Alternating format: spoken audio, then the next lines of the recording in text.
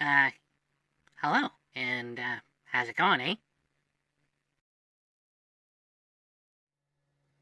So I'm sure you are wondering what brought about long, quiet nights.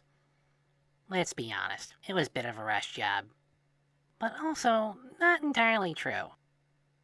But first, let's start with some context and a trip into history. Back in 2009, the Norwegian Broadcast Corporation, also known as NRK, put forth a program of a 7-hour train journey and coined the term slow TV, or marathon television. It may surprise some here in North America, but this form of TV became very popular. Although not a huge success outside of Norway, it still turned heads in other parts of the globe. It's obviously not the first example of this kind of cinematography.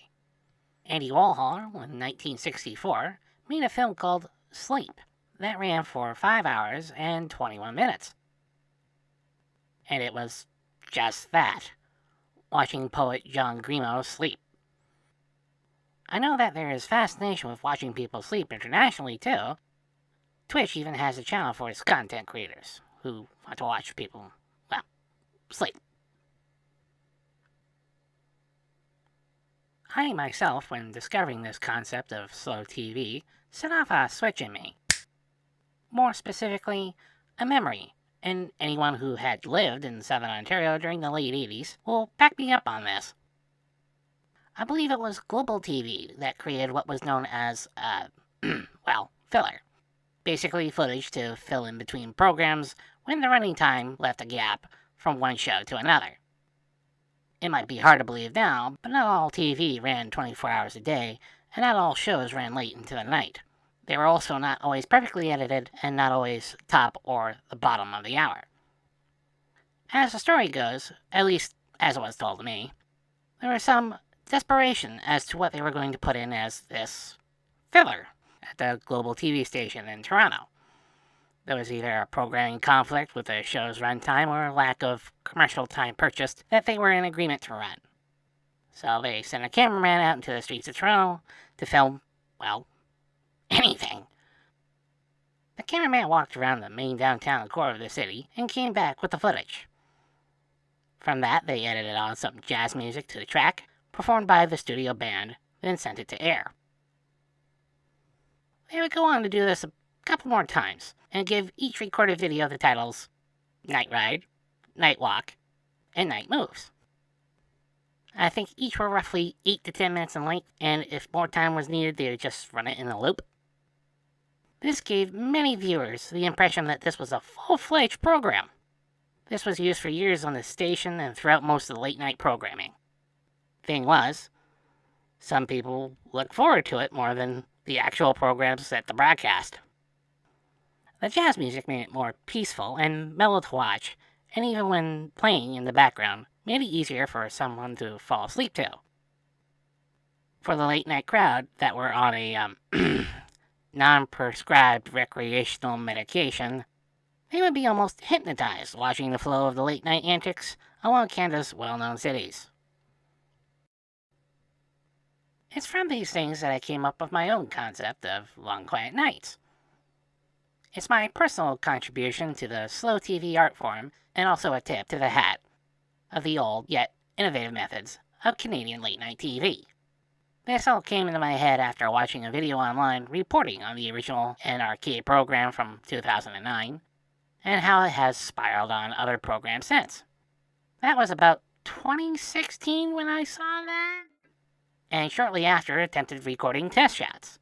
I did not have a GoPro at the time, just an old digital 8mm camera, and a conversion program for the computer. Money was tight, and the majority going towards bills. By that time, the camera was just about 14 years old, and I got the program as a gift from a friend only a few years before, so I can convert all my VHS tapes. Which, at the time of this video, I still haven't found time to actually get around to doing.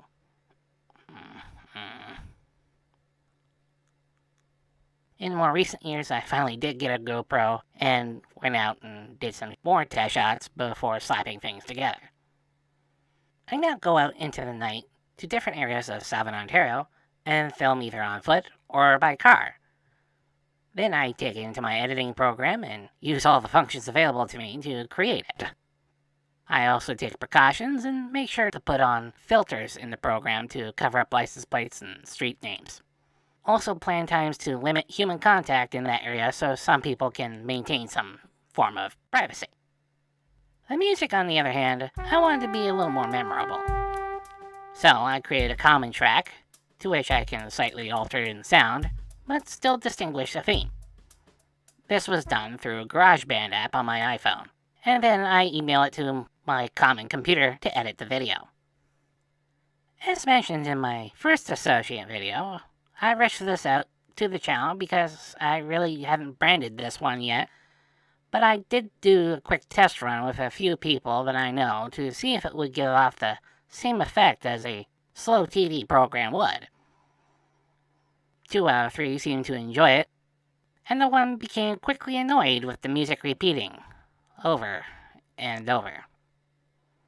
I still took this as an okay, and put it up to my channel quickly. The way I see it, just like the footage and music from the Night series that worked for Global way back then, can work just as well now. Many people will have this playing in the background while they're doing things around the house, and there will be people who will be more interested in the images either for relaxation or admiration.